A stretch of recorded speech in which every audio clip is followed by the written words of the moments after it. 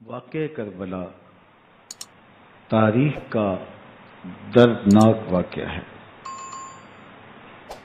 یہ اقتدار کی جنگ نہیں تھی، اقدار کی جنگ تھی۔ دو شخصیتوں کی لڑائی نہیں تھی، دو نظریات کا ٹکراؤ تھا۔ یہ حق اور باطل کا معرکہ تھا۔ یزید ظلم کا استعارہ ہے، حسین ابن علی امن کی علامت ہے۔ یزید جبر کا پتلا ہے، حسین صبر کا پیکر ہے۔ یزید اپنی بدطینت فطرت اور اپنی طبع ناہموار کے باعث دنیا پر ذلت و رسوائی، ظلم، جبر، جور و زیادتی کی علامت بن کے ابھرا، اور حسین ابن علی رضی اللہ تعالی عنہ حق و صداقت کا نشان بن کے ابھرا۔ کربلا کے تپتے ہوئے ریگزار میں حسینی اور یزیدی دو کردار سامنے آتے ہیں۔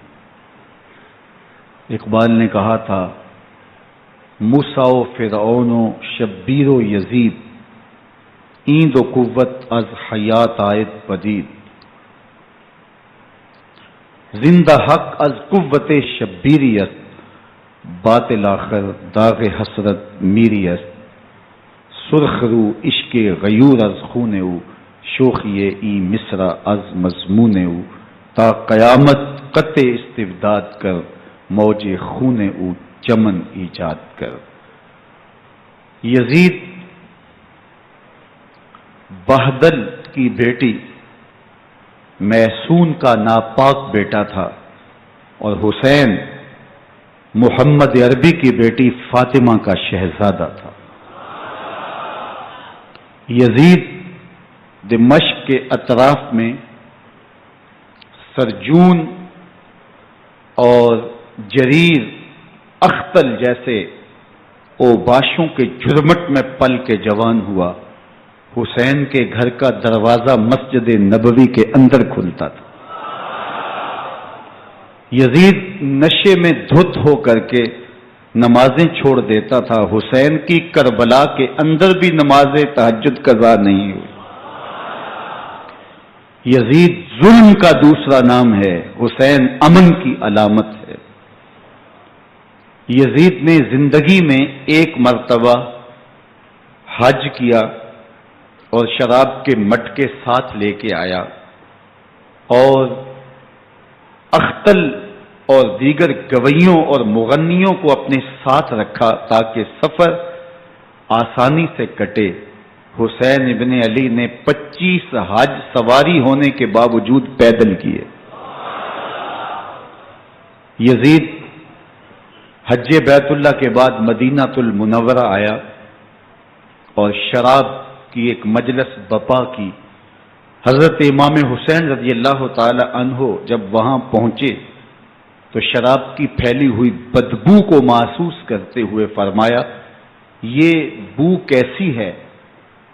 تو نشے میں دھت یزید بولا، یہ شام میں بنتی ہے، اور ایک جام منگوایا اور اس کو پیتے ہوئے دوسرا جام حضرت امام حسین رضی اللہ تعالی عنہ کی طرف بڑھاتے ہوئے کہا، ابا عبداللہ لیجئے۔ تو حضرت امام حسین رضی اللہ تعالی عنہ نے فرمایا، میں اس کی طرف دیکھتا بھی نہیں ہوں، اور پھر وہ عشقی اشعار پڑھنے لگا۔ جب یزید کی شراب نوشی کا منظر امام حسین رضی اللہ تعالی عنہ اپنی آنکھوں سے دیکھ چکے تھے، تو مجھے بتاؤ یزید کے ہاتھ پہ امام حسین کا پاک ہاتھ کیسے آتا؟ حضرت امام حسین رضی اللہ تعالی عنہ جس ماحول میں پلے تھے، جس ماحول میں پرورش پائی تھی، جس ماحول میں رہے تھے، وہ پاکیزہ اور تقدس ماحول تھا۔ اور یزید کبھی اطراف دمشق میں، کبھی غوطہ میں، کبھی الخضرہ محل میں، اور کبھی کہاں اور کبھی کہاں داد عیش دیتا رہا اور لہو و لعب کے اندر مصروف رہا، اور اس کی زندگی ان چیزوں سے عبارت تھی. وہ محرمات کو حلال قرار دیتا، شراب نوشی اس کی ہڈیوں میں رچی ہوئی تھی، اور شریعت بیضا کا مذاق اڑایا کرتا. اور حسین ابن علی رضی اللہ تعالی عنہ کی دوستیاں جن لوگوں سے تھی وہ عبداللہ ابن عباس تھے، عبداللہ ابن عمر تھے، حضرت عبد الرحمن بن ابو بکر رضی اللہ تعالی عنہ تھے. یزید تو جوا کھیلتا رہا، یزید تو قمار بازی کرتا رہا، یزید تو شراب نوشی کرتا رہا، اور حسین ابن علی مسجد نبوی کے ممبر میں حضور کے پہلوؤں میں بیٹھتے رہے. زمانے نے وہ منظر دیکھا کہ سرخ رنگ کے جوڑے پہنے ہوئے حسنین کریمین حجرہ فاطمہ سے نکلتے ہیں، کم عمری کی وجہ سے کبھی گرتے ہیں کبھی سنبھلتے ہیں، اور آقا کریم خطبہ ارشاد کر رہے ہیں، خطبہ چھوڑ کے حضور نے شہزادوں کو اٹھا لیا. وہ منظر بھی زمانے نے دیکھا.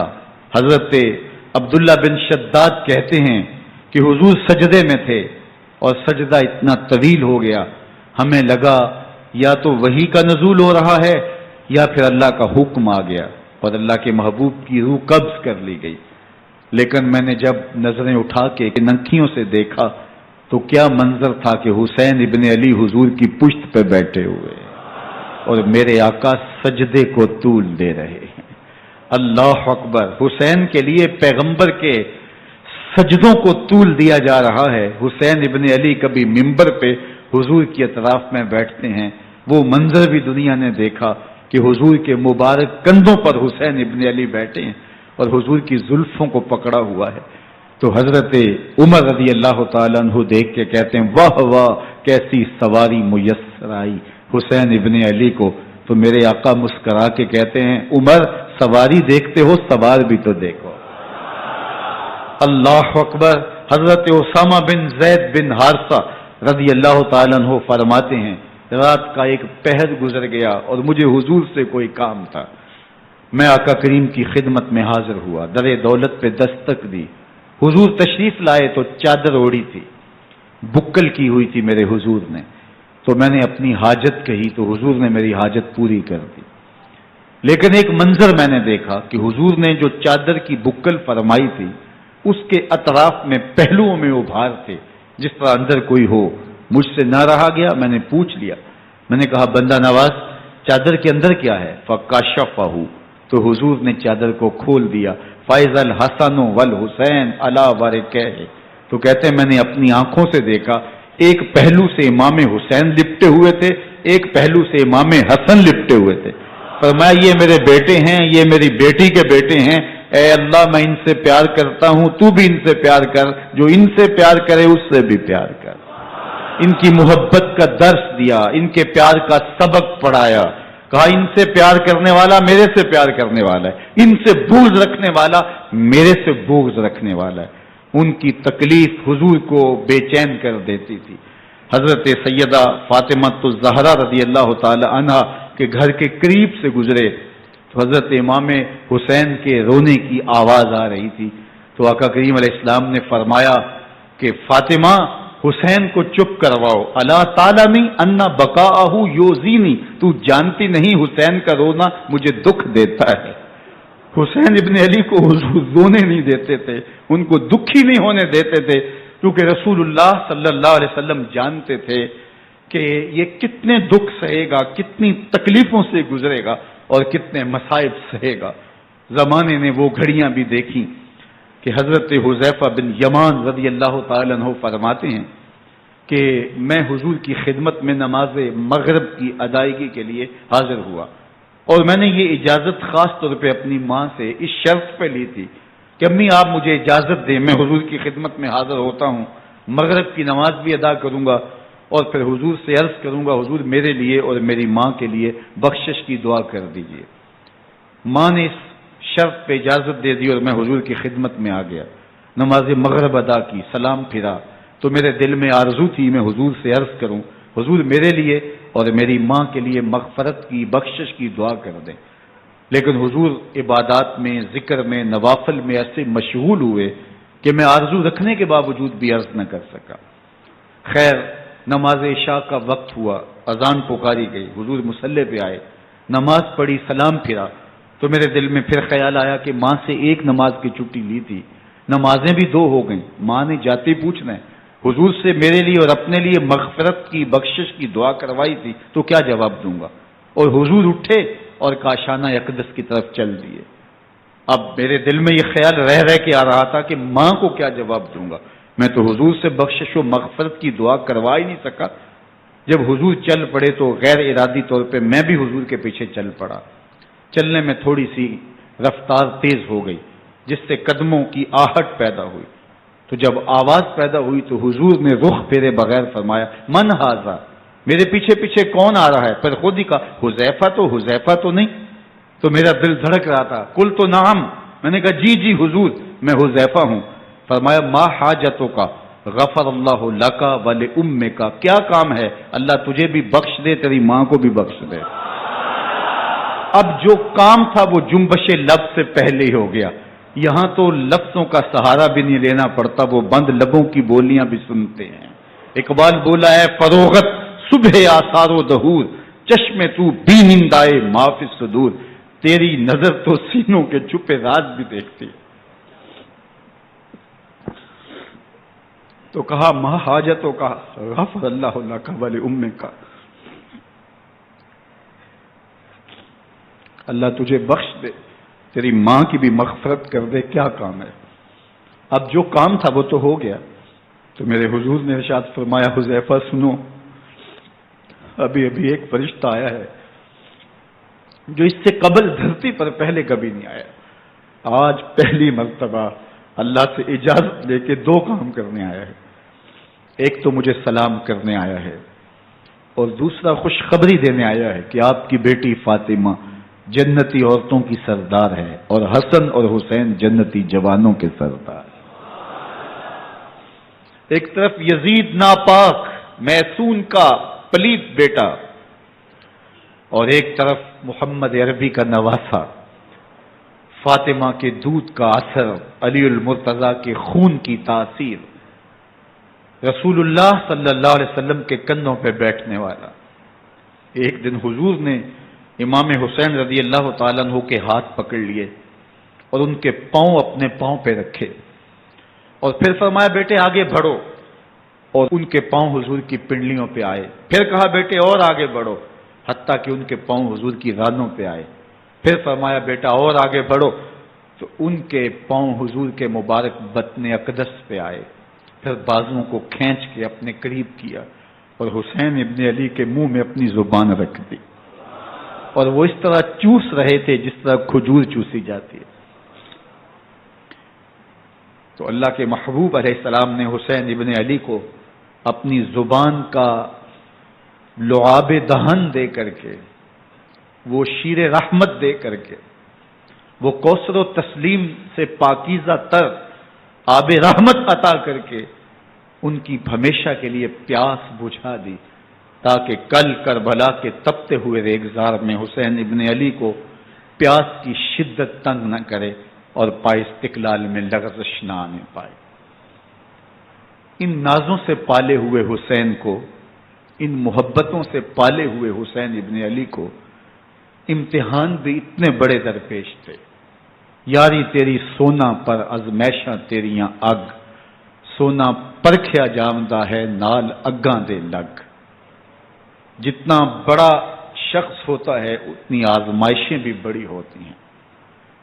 پیغمبر رحمت کی آغوش میں کھیلنے والا، حجرہ فاطمہ کا جانشین، مصلی رسول کا وارث، منبر رسول صلی اللہ علیہ وآلہ وسلم پر حضور کے مبارک پہلو اور گود میں بیٹھنے والا حسین، حضور کی زبان چوسنے والا حسین، حضور کے کندھوں پہ سواری کرنے والا حسین، آقا کریم علیہ الصلوۃ والسلام کے مبارک سجدے کی حالت کے اندر حضور کی پشت پہ کھیلنے والا حسین، جس حسین کا دروازہ مسجد نبوی کے اندر کھلتا تھا اور یزید کی کرتوتوں کے چشم دید گواہ تھے۔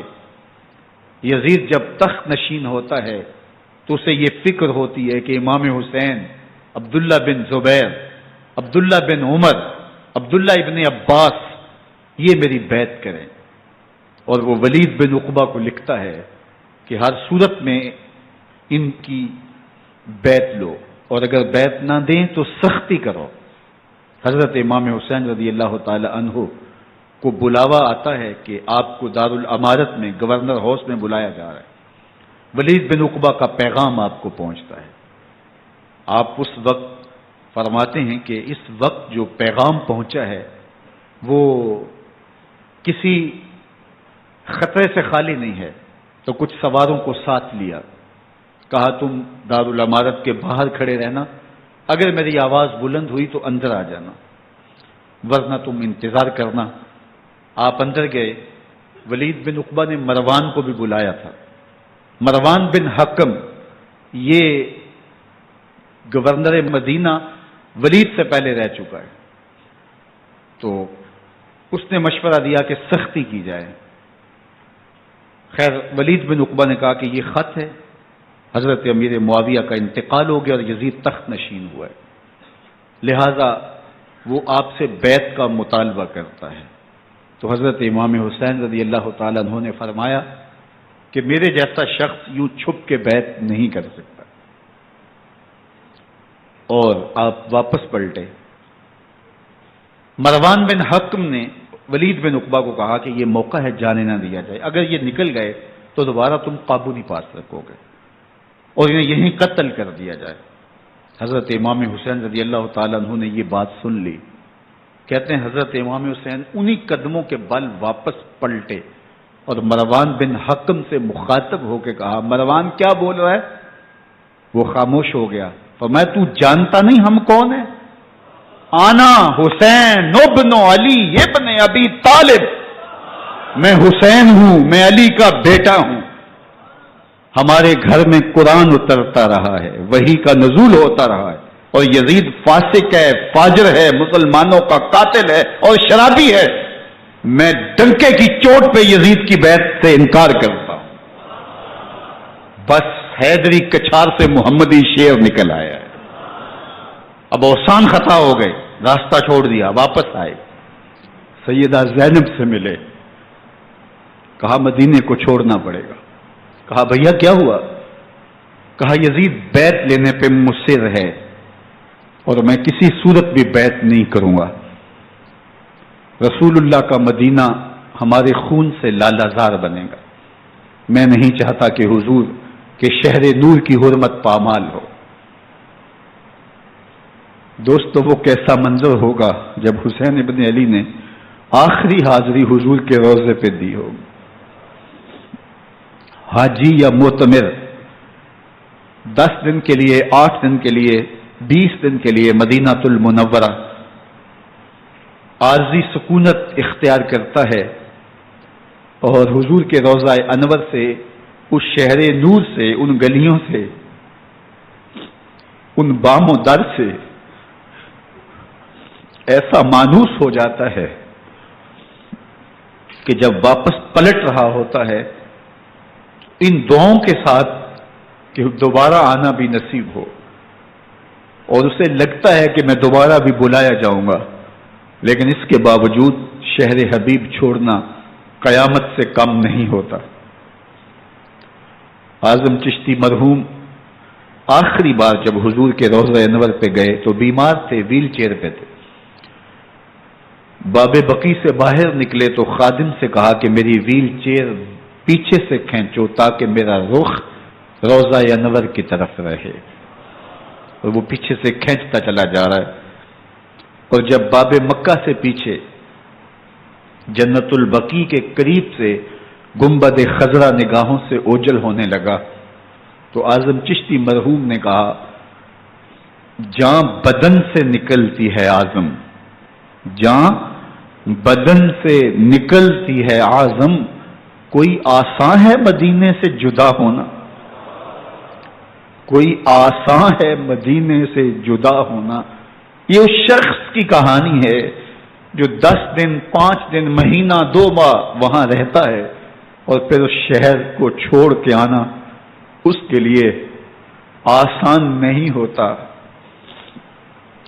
اور مجھے بتاؤ کہ حسین جو پیدا مدینے میں ہوا، جس کے گھر کا دروازہ مسجد نبوی کے اندر کھلتا تھا، جو مسجد نبوی کے اندر پرورش پا کے جوان ہوتا ہے اور مدینے کی گلیوں میں کھیلتا رہا، اس حسین ابن علی کے لیے مدینہ چھوڑنا، اور پھر وہ اس بات کا علم اور شعور رکھتے تھے کہ یہ آخری بار حضور کے در پہ حاضری ہے، دوبارہ اس شہر نور میں نہیں آ سکوں گا، تو کیا قیامت ہوگی اور کیا منظر ہوگا۔ محمد بن حنفیہ کے علاوہ خاندان نبوت کے جتنے لوگ تھے ان سب نے شہر مدینہ کو الوداع کہا، اور رات کے موقع میں مدینہ المنورہ کو، مسجد نبوی کو چھوڑ کر کے مکہ کی جانب عازم سفر ہوئے۔ 3 شعبان المعظم کو مکہ المکرمہ پہنچتے ہیں، ادھر کوفیوں کے خطوط آنے شروع ہو جاتے ہیں۔ حضرت امام حسین رضی اللہ تعالیٰ عنہ مسلم بن عقیل رضی اللہ تعالیٰ عنہ کو صورتحال معلوم کرنے کے لیے بھیج دیتے ہیں۔ 40,000 کوفی آپ کے ہاتھ پہ بیعت کر لیتے ہیں۔ ادھر 25 پیدل حج کرنے والے حضرت امام حسین 8 ذی الحج کو احرام باندھتے ہیں، لیکن آپ کو پتہ چلتا ہے کہ حاجیوں کے روپ میں قاتل چھپا دیے گئے، تو آپ اس احرام کو حج کی بجائے عمرے میں بدلتے ہیں اور کوفے کی جانب عازم سفر ہوتے ہیں۔ کائنات والو، ذرا سینے پہ ہاتھ رکھ کے دیکھو کہ یہ کتنا مشکل مرحلہ تھا۔ اس دین کی آبرو کو بچانے کے لیے حضرت امام حسین رضی اللہ تعالیٰ عنہ نے کتنا بڑا قدم اٹھایا۔ آپ کے بہیخہ، دوست، احباب عبداللہ بن عمر یہ سارے روکتے ہیں۔ عبداللہ بن عباس کہتے ہیں حضرت نہ جائیے، الکوفی لا یوفی، کوفی کبھی وفا نہیں کرتے، آپ کے والد کو وہاں شہید کیا گیا، لیکن آپ ایک فرض کو نبھانے جا رہے ہیں۔ میرے غم گسارو، میرے مہربانوں، نہ روکو مجھ کو جانے دو، مجھے نانے کے دی کی ڈوبتی کشتی بچانے دو، میں جاتا ہوں کہ دنیا پر وفا کا نام رہ جائے، میں رہوں نہ رہوں پر عظمت اسلام رہ جائے۔ میں نہیں جاتا تو نبی کے گھر کی آن جاتی ہے، میں نہیں جاتا تو نبی کے گھر کی آن جاتی ہے، تمہارا دین جاتا ہے، میری غیرت ایمان جاتی ہے۔ حضرت امام حسین یہاں سے چلتے ہیں، ابھی راستے میں ہی پہنچتے ہیں کہ یہ خبر آتی ہے کہ کوفے والوں نے بے وفائی کر دی، حضرت مسلم بن عقیل رضی اللہ تعالیٰ عنہ کو شہید کر دیا گیا، نعمان بن بشیر معزول کر دیے گئے، ابن مرجانہ ابن زیاد وہاں متعین کر دیا گیا جو سخت گیر شخص تھا، اور اس نے لوگوں کو ڈرایا، دمکایا، اور کوفے کے لوگوں کے دل بدل گئے اور وہ بیتیں توڑنے لگے۔ وہ منظر مسجد کوفہ کا کتنا دلگداز تھا، جب امام نماز کے لیے کھڑے ہوئے تو 40,000 لوگ آپ کے پیچھے تھا۔ جب سلام پھیرا اور امام نے دیکھا کہ پیچھے لوگ نہیں ہیں، پھر لوگوں نے اپنے دروازے بھی بند کر لیے۔ رات کی تنہائیاں ہیں اور حضرت مسلم بن عقیل کو کوئی پناہ دینے والا نہیں ہے، لوگوں نے دروازے بند کر لیے کہ کہیں ہمارے گھر میں نہ آ جائیں اور ہم مشقت اور حکومتی تشدد کا شکار نہ ہوں۔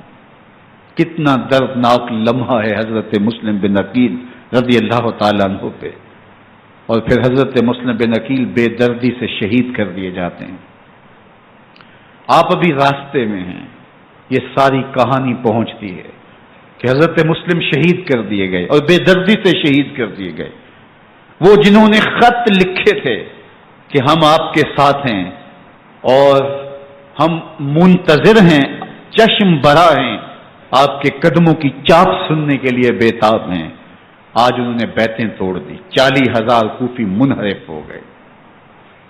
مسجد کوفہ کا وہ منظر کس قدر روح کو تڑپا دینے والا تھا۔ ہم پچھلے سال عصر اور مغرب کے درمیان جب کوفہ پہنچے تو سورج ڈوبنے کے قریب تھا۔ میں نے اپنی زندگی میں اتنا اداس موسم کہیں نہیں دیکھا جتنا اداس موسم کوفے میں دیکھا۔ ایسے لگتا تھا جس طرح کوفے کی آب و ہوا آج بھی شرمندہ ہے۔ جو مسلم بن عقیل اور خاندان نبوت کے ساتھ اہل کوفہ نے کیا، حضرت امام حسین رضی اللہ تعالیٰ عنہ کو ان کے بہی خواہوں نے، اعزاء نے، اقربا نے، دوستوں نے، آوان و انصار نے، ساتھیوں نے کہا کہ حضرت حالات یکسر تبدیل ہو گئے، اب ہمیں مراجعات کر جانی چاہیے، واپس پلٹ جانا چاہیے۔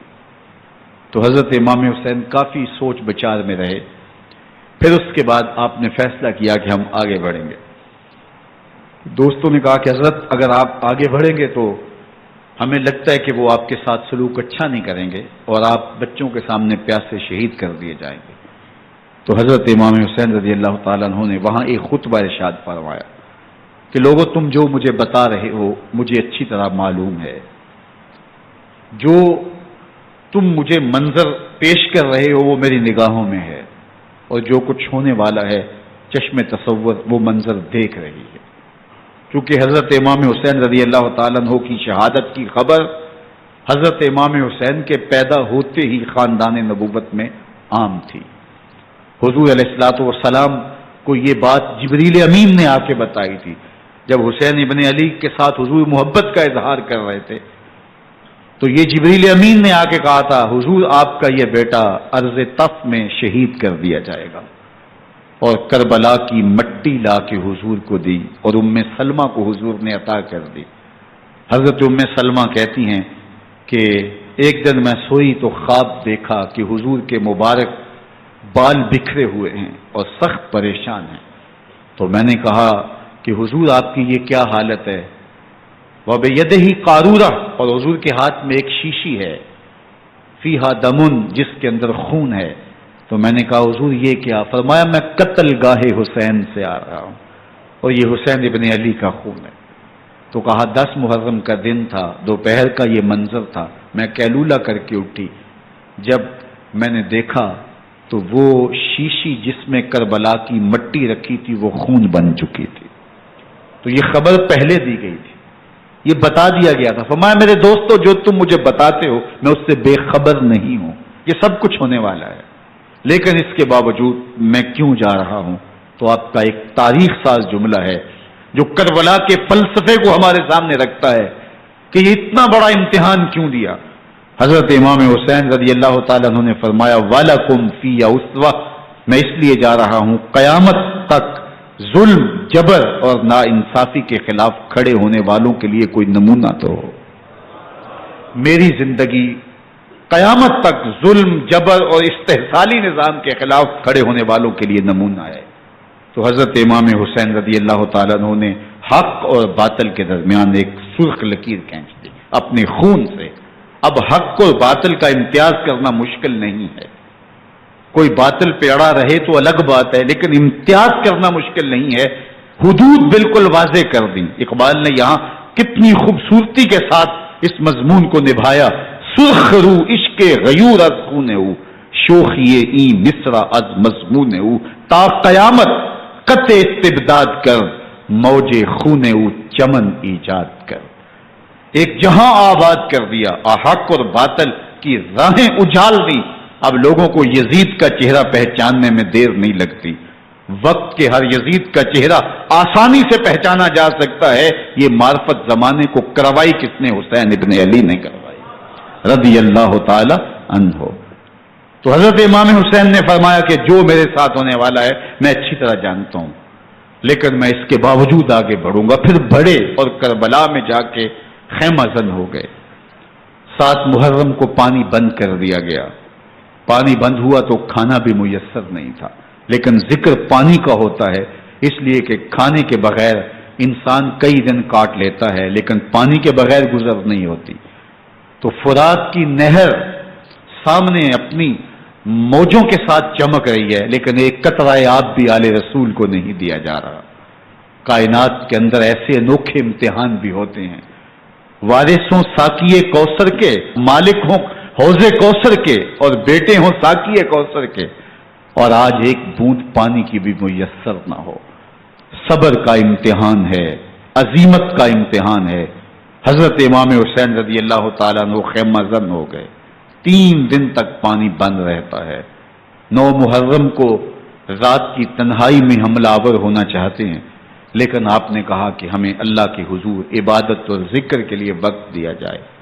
ساری رات ذکر میں گزرتی ہے، عبادات میں گزرتی ہیں۔ رات کے اندھیرے میں آپ چراغ بجھا دیتے ہیں۔ آوان و انصار کو کہتے ہیں کہ ان کی دشمنی میرے ساتھ ہے، انہیں میرا خون چاہیے، اگر تم رات کی تاریکی میں نکل جاؤ تو میں تم سے کوئی مواخذہ نہیں کروں گا، اور یہ بھی تمہارا پیچھا نہیں کریں گے، اس لیے کہ ان کا مطلوب تم نہیں ہو، ان کا مطلوب میں ہوں۔ جب چراغ جلایا تو کوئی بھی نہیں گیا۔ مسلم بن نوسجہ کھڑے ہو کے کہتے ہیں، حضرت اگر ہمارے بدن کو 70 بار کاٹا جائے اور جلایا جائے اور ہواؤں میں اڑا دیا جائے پھر بھی آپ کا ساتھ نہیں چھوڑیں گے۔ 70 سال کے بوڑھے ہیں حبیب بن مظاہر، کہتے ہیں حضرت آپ کو چھوڑ کے جائیں کہاں، آپ کو چھوڑ کے جائیں کہاں؟ کوئی ساتھ چھوڑنے کے لیے تیار نہیں ہے۔ پیاس ہے، سخت گرمی ہے، کربلا کا ماحول ہے، 72 افراد اور خاندان کی خواتین میدان کربلا میں خیمہ زن ہیں۔ دوسری طرف لشکر اعداء اشقیا 22,000 کی تعداد میں مقابلے میں، ایک روایت 30,000 کی ہے۔ ان صرف 72 پیاسے لوگوں کے لیے اتنے لوگوں کو جمع کرنے کا مقصد خوف زدہ کرنا تھا۔ شرط ہے کہ یزید کی بیعت کر لیں، محاصرے توڑ دیں گے، پانی دستیاب ہوگا، اعزاز و اکرام سے نوازا جائے گا، خزانوں کے منہ کھول دیے جائیں گے۔ لیکن حسین ابن علی کہتے تھے سب کچھ لٹ جائے گا، باطل کے ہاتھ پہ ہاتھ نہیں رکھوں گا۔ اللہ اکبر۔ اب صبح طلوع ہوتی ہے، عاشور کا دن چڑھتا ہے، سورج اپنی پوری تمازت کے ساتھ گرمی برسا رہا ہے۔ آج خاندان نبوت کا امتحان زمانے نے دیکھنا ہے۔ رسول اللہ کا لعاب چوسنے والا اس کے صبر کا آج امتحان ہے۔ حضور کے کندھوں پہ کھیلنے والے حسین کا آج امتحان ہے۔ اللہ اکبر۔ حسین ابن علی تمام حجت کرتے ہیں، میں نے تمہارا کچھ نہیں بگاڑا، میں نے کسی کا خون نہیں کیا، میں نے کوئی زیادتی نہیں کی، تم کیوں میرے قتل کے در پہ ہو؟ تم جانتے نہیں میں کون ہوں؟ میں تمہارے نبی کا نواسا ہوں، رسول اللہ صلی اللہ علیہ وآلہ وسلم کے کندھوں پہ کھیلتا رہا ہوں، حضور کا لعاب چوستا رہا ہوں، اور میں بوسا گاہے رسول صلی اللہ علیہ وآلہ وسلم ہوں۔ لیکن ان اشقیاء کے دل پر کوئی چیز اثر انداز نہیں ہوتی۔ ایک ہور ہے، اللہ اس کے دل میں نرمی ڈالتا ہے۔ پہلے تو امام حسین کو گھیر کے لے کر کے آتا ہے، لیکن بعد میں وہ قافلہ یزید سے قافلہ حسین کی طرف آ جاتا ہے۔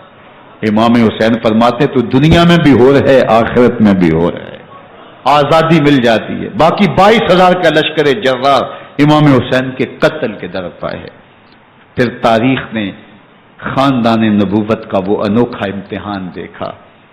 حضرت امام حسین کے بچے بالخصوص خواتین پیاس کی شدت میں حلق خشک ہیں۔ حضرت سکینہ تڑپ کے اپنے باپ سے کہتی ہیں کہ مجھے 6 ماہ کے لیے اصغر کی پیاس نہیں دیکھی جا رہی۔ بچے کو ہاتھوں پہ اٹھاتے ہیں اور نہر فرات کے کنارے پہنچ کے فرماتے ہیں اشقیاء سے مخاطب ہو کے، تمہارا معاملہ میرے ساتھ ہے، اس 6 ماہ کے بچے نے تمہارا کچھ نہیں بگاڑا، اور چلو بھر کے اس کا حلق سیراب کرنا چاہتے ہیں۔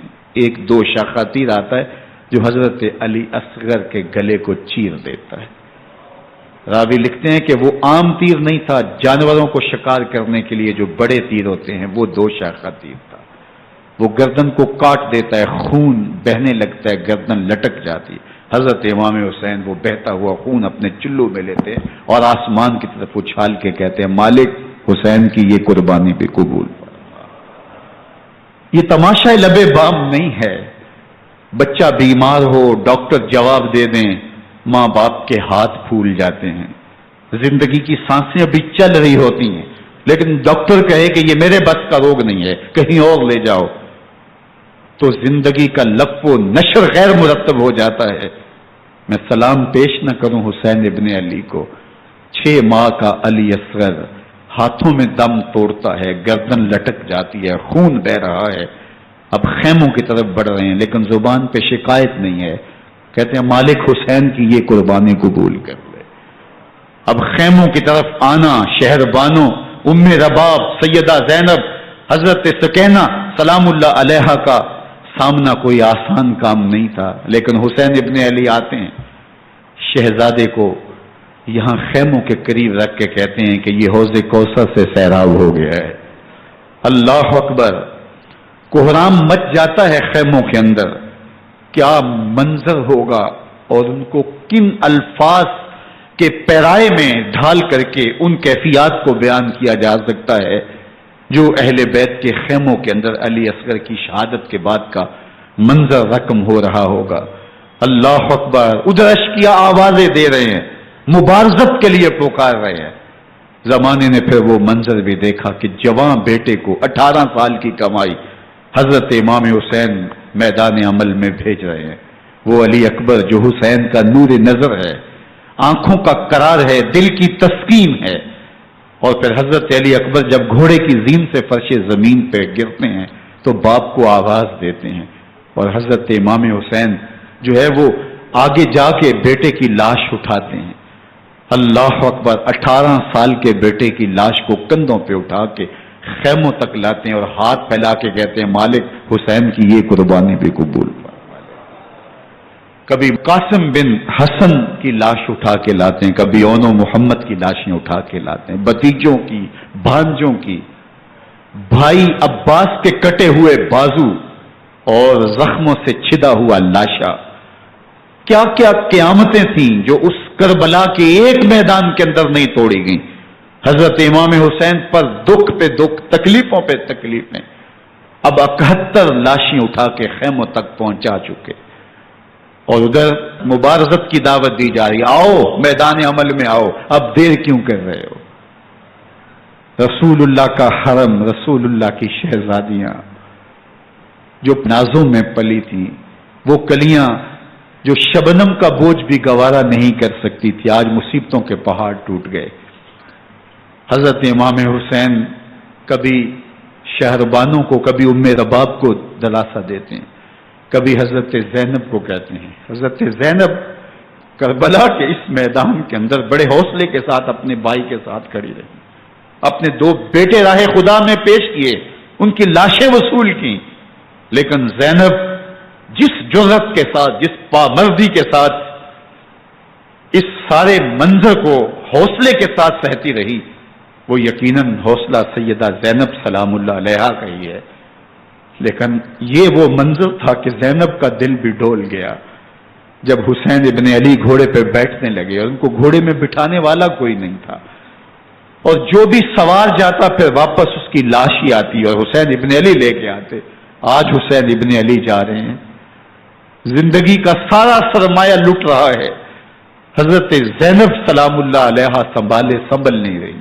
حضرت امام رضی اللہ تعالیٰ عنہ اٹھے اور آپ نے حضرت زینب کو صبر کی تلقین کی اور کہا کہ صبر ہی بہترین ذریعہ ہے اور اللہ کی قربت کا ایک بہترین سبب ہے، اور ان کو صبر کی تلقین کرتے ہوئے فرمایا کہ میرے بعد تم نے اس ذمہ داری کو سنبھالنا ہے، اور ان مخدرات اسلام کی، ان شہزادیوں کے پردے کی تم نے حفاظت کرنی ہے۔ اور پھر گھوڑے کی زین کس کے امام حسین لشکر اشکیا کی طرف بڑھتے ہیں۔ اب خیموں سے سسکیوں کی آواز آ رہی ہے، ان کا سردار، ان کا تاجدار آج سب کو چھوڑ کے کربلا کے میدان کی طرف بڑھ رہا ہے۔ جرم کیا کیا، قصور کیا کیا، اس نے کیا زیادتی کی کہ آج نیزوں اور انیوں کے مقابلے میں 22,000 کا لشکر حضرت امام حسین پہ ٹوٹ پڑتا ہے۔ آپ پھر تمام حجت کرتے ہیں میں نے کسی کو قتل نہیں کیا، خون نہ حق نہیں بہایا، میرے خون کے درپے کیوں ہو، اپنی آخرت کیوں برباد کرتے ہو، تم جانتے نہیں میں کون ہوں، میں تمہارے نبی کا نواسا ہوں۔ لیکن ابن زیاد کہتا ہے مقابلے میں آؤ۔ پھر حضرت امام حسین رضی اللہ تعالیٰ عنہ مقابلے میں آتے ہیں، اور جب گھوڑے کو ایڑ لگا کے دشمن اشقیاء پہ ٹوٹتے ہیں تو پھر ایسا منظر ہوتا ہے کہ وہ بھیڑ بکریوں کی طرح آگے بھاگتے ہیں۔ 71 زخم کلیجے پہ لیے شجاعت کا یہ پیکر جب میدان میں آتا ہے، آواز آتی، یہ کون ذی وقار ہے، بلا کا شاہ سوار ہے، لباس ہے پھٹا ہوا غبار سے اٹا ہوا، تمام جسم نازنی چدا ہوا کٹا ہوا، یہ نبی کا نور عین ہے، یہ بال یقین یہ حسین ابن علی ہے رضی اللہ تعالیٰ عنہ۔ پھر چاند بادلوں میں گھر جاتا ہے، شامی غنڈے تیر برساتے ہیں، تلواروں سے آپ کے بدن پر ضربیں لگاتے ہیں اور نیزوں سے آپ کے بدن کو پرو دیتے ہیں۔ جب آپ کا پیراہن بعد میں اتارا گیا تو آپ کے پیراہن میں 122 سوراخ تیروں کے تھے، 33 زخم تلواروں کے اور 34 گھاؤ نیزوں کے تھے۔ جب گھوڑے کی زین سے فرش زمین پر آئے، بدن چھلنی تھا، زخم زخم سے خون بہ رہا تھا، 3 دن کا پیاسا حسین، اللہ اکبر، بدن زخموں سے چور، 71 لاشیں کلیجے پہ لیے، مخدرات اسلام کے پردے کا خیال دل میں الگ ہے، لیکن گھوڑے کی زین سے جب فرش زمین پہ امام حسین آتے ہیں، زبان پہ ہائے نہیں، نالا و شیون نہیں، چیخو پکار نہیں، آتے ہی پیشانی سجدے میں رکھتے ہیں اور پکارتے ہیں اللہم ردن بقضائکا وصبرا علی بلائکا تسلیما لامرکا سبحان ربی العالی۔ مالک گھر لٹا کے، بچے لٹا کے، خاندان سب کچھ قربان کر کے، اپنے بدن کو زخموں سے چھلنی کروا کے، تیروں اور نیزوں کی انیوں سے اپنے آپ کو زخمی کروا کے، تیرے حضور سر جھکا کے یہ اقرار کرتا ہوں کہ حسین تیری تقدیر پہ راضی ہے، مالک تو بھی بتا، تو بھی حسین پہ راضی ہوا ہے کہ نہیں ہوا؟ آواز آ رہی ہے، اس پیاسے پر علی شیر خدا کو ناز ہے، اس نواسے پر محمد مصطفیٰ کو ناز ہے، اوروں نے بھی سجدے کیے پر اس کا عجب انداز ہے، اس نے وہ سجدہ کیا جس پر خدا کو ناز۔ حسین ابن علی رضی اللہ تعالیٰ عنہ کا سر انور دستے قاتل نے تب کاٹا جب وہ سجدے میں جھکا ہوا تھا۔ یزید نے کہا میں بیعت لوں گا، امام حسین نے کہا کبھی بھی نہیں دوں گا، یہ سر کٹ سکتا ہے جھک نہیں سکتا۔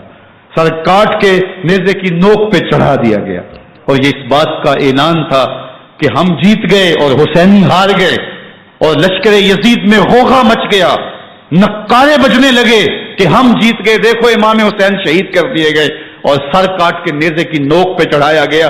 لیکن لشکر یزید سے ہی آواز آئی یہ کیسا سر ہے جو کٹ کے بھی سر بلندی ہے، کٹ گیا ہے پھر بھی اونچا ہے، اللہ اکبر، یہ سر سجدے میں کٹا ہے، رب کے حضور عبادت کی حالت میں کٹا ہے، حسین آج بھی سجدے میں ہے، اللہ اکبر، حسین آج بھی سجدے میں ہے، بلکہ کٹے ہوئے سر کا رخ زمین کی جانب تھا اور کٹی گردن آسمان کی طرف، یوں نیزے پہ پرویا گیا، اللہ اکبر۔ ایک شاعر نے نقشہ کھینچا، باں کے سر نیزے پہ اور سوئے زمین ہے روح، یعنی سجدہ ثانی کی ہے آرزو۔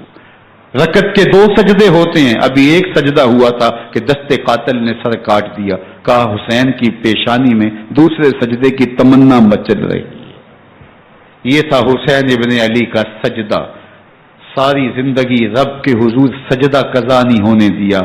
آج پانی نہیں ہے، اللہ اکبر، آج تیمم کر لیتے ہیں، آج اپنے خون کو اوڑھ کر کے حسین نے اپنی پیشانی اپنے مالک کے حضور جھکا کر کے عظیمت کی وہ انوکھی داستان رقم کر دی کہ صدیاں گزرنے کے باوجود بھی ان کی یادوں کے چراغ روشن ہیں۔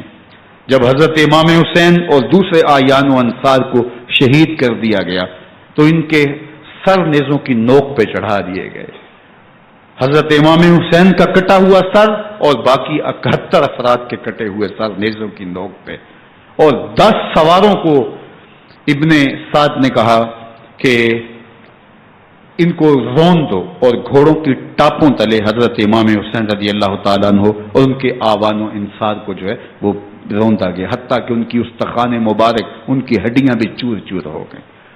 روننے سے قبل ان کا لباس اتار لیا، ان کے کپڑے اتار لیے گئے، اللہ اکبر، کیسی دردناک گھڑیاں تھیں۔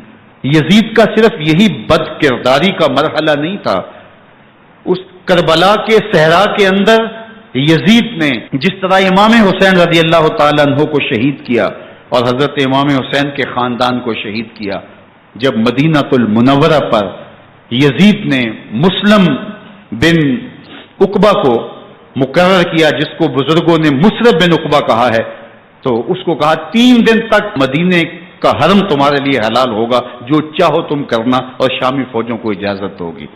تو وہاں بھی انہوں نے 10,000 تابعین اور 700 صحابہ کو شہید کیا۔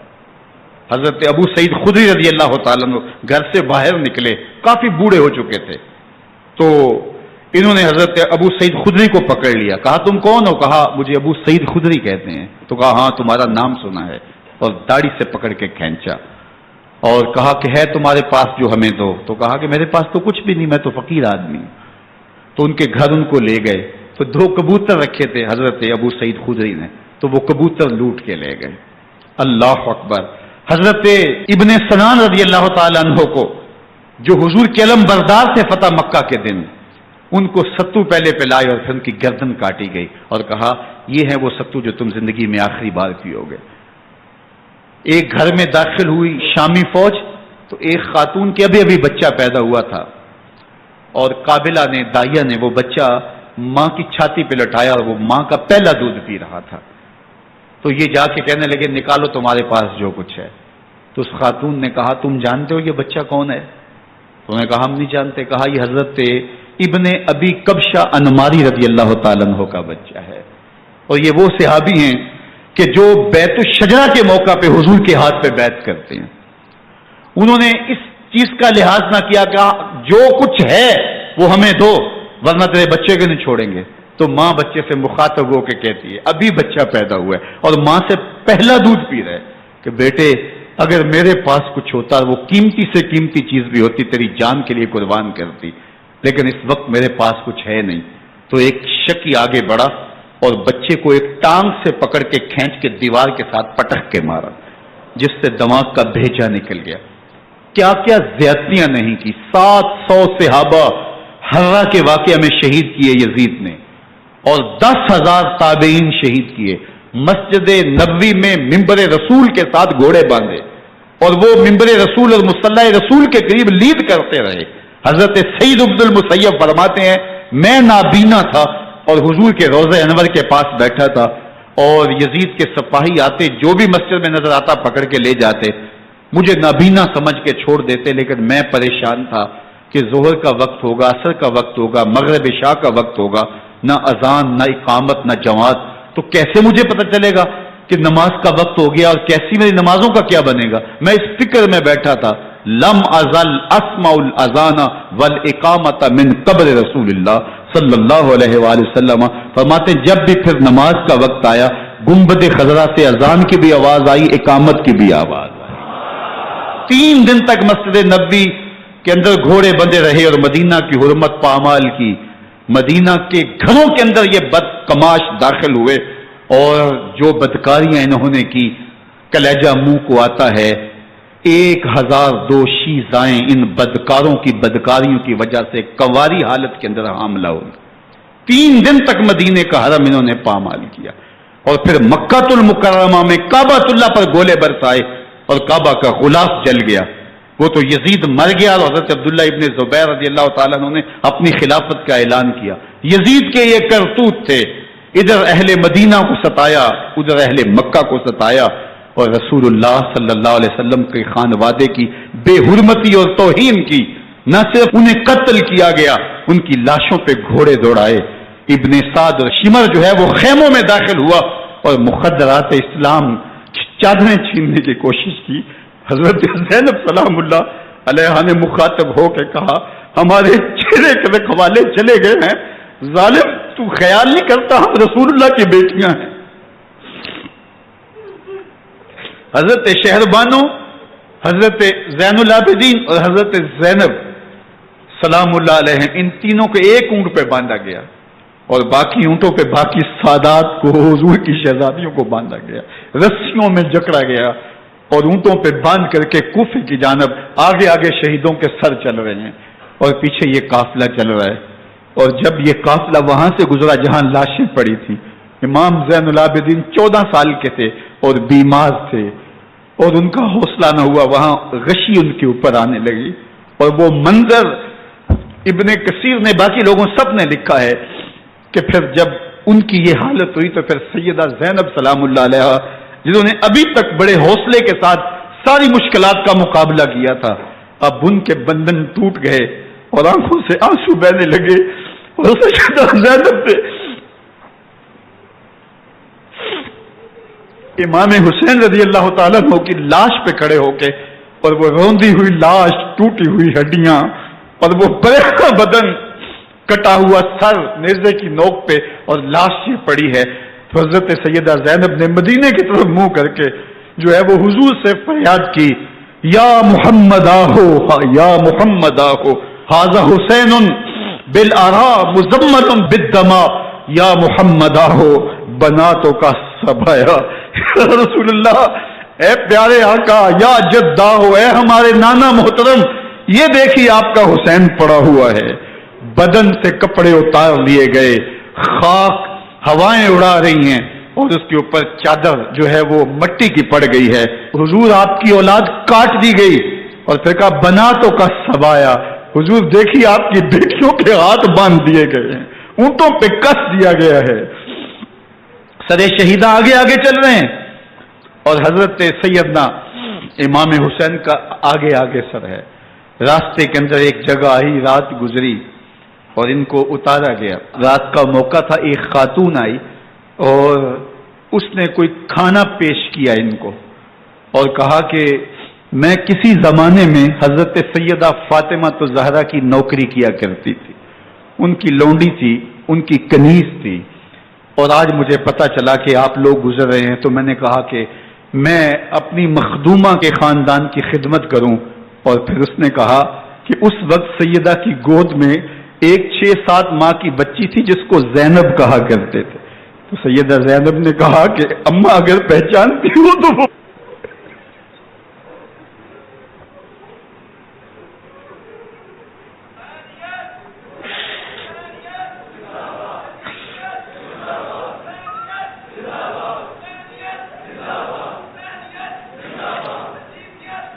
یہ تاراج اور لٹا ہوا کارواں پھر وہاں سے کوفے میں کیسے پہنچا، اور کوفے کے اندر سیدہ زینب سلام اللہ علیہا نے وہ یزید کے دربار میں، ابن زیاد کے دربار میں وہ جرأت آمیز جو باتیں کہیں، اللہ اکبر، زینب کی زبان میں علی کی خطابت بول رہی تھی، اور پھر دشمن اور دوست سارے رونے لگے، اور وہ کیا دل گداز منظر تھے۔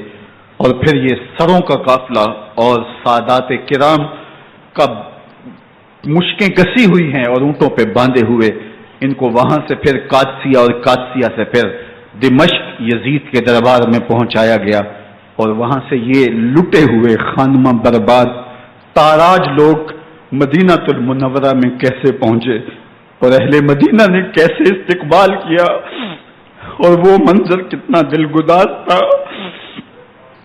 جب اہل مدینہ زینب سے پوچھتے تھے زینب حسین کہاں ہے؟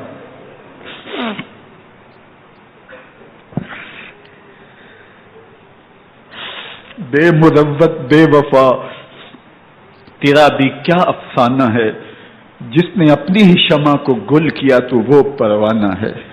اپنے پیغمبر کے شہزادوں کو اور اپنے پیغمبر کی شہزادیوں کو جو دکھ اس امت نے دیے، یہ کائنات کی ایک انوکھی داستان ہے۔ اللہ ہمیں اسوہ شبیری پہ عمل کی توفیق عطا کرے اور ان کے نقوش پاک کی برکتیں دے، اہل بیت کی محبت ہماری روحوں میں جذب کر دے، اور جس عظیمت کے ساتھ، جس حوصلے کے ساتھ انہوں نے دکھوں کو جھیلا، جو دہکتی آگ کے شعلوں پہ سویا وہ حسین، جو جواں بیٹے کی میت پر نہ رویا وہ حسین، جس نے سب کچھ کھو کے کچھ نہ کھویا وہ حسین، مرتبہ اسلام کا جس نے دوبالا کر دیا، خون نے جس کے دو عالم میں اجالا کر دیا، جو کہ سوزے غم کو سانچے میں خوشی کے ڈھال کے مسکرایا موت کی آنکھوں میں آنکھیں ڈال کے۔ اے حسین ابن علی تم پر سلام، نازش آل نبی تم پر سلام۔ ذرا میرے ساتھ یہ پڑھ لیجئے، اے حسین ابن علی تم پر سلام، نازش آل نبی تم پر سلام، تم پہ لاکھوں رحمتیں لاکھوں سلام، اے شہیدان محبت کے امام، لالا گوں لالا بدن لالا کفن، اے چمن اندر چمن اندر چمن، زندگی ہی زندگی تیری حیات، اے حیات اندر حیات اندر حیات، استخار ملت بیضا ہے تو، رب کعبہ کی قسم یکتا ہے تو، فخر کا دل میں دریچہ باز کرنا چاہیے، جن کا تو آقا ہے ان کو ناز کرنا چاہیے۔ وآخر دعوانا ان الحمدللہ۔